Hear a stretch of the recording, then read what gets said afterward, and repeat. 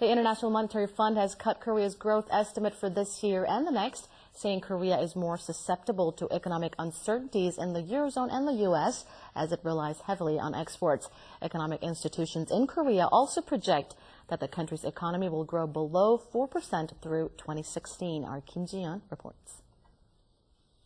From the International Monetary Fund has cut Korea's growth forecast for this year and next. The report released on Tuesday shows that Korea is expected to grow at a rate of 2.7% this year, down 0.3% from earlier estimates in September. The IMF also cut Korea's growth prospects for next year to 3.6% from 3.9%. The IMF attributed the lower economic projections to the prolonged Eurozone debt crisis and warned that the estimates could be lowered further if the economic slowdowns in the United States and Europe continue at their current pace. State-run economic institutions in Korea have echoed the IMF's economic growth predictions.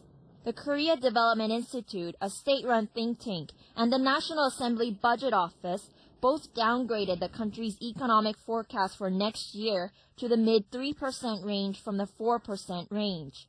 Private economic institutions in Korea have issued gloomier projections. The forecast from 10 global investment banks operating in Korea predicted an average of 2.6% growth for this year and 3.3% for next year. The most pessimistic projection among them came from BNP Paribas, which put its estimates for next year's growth in the 2% range.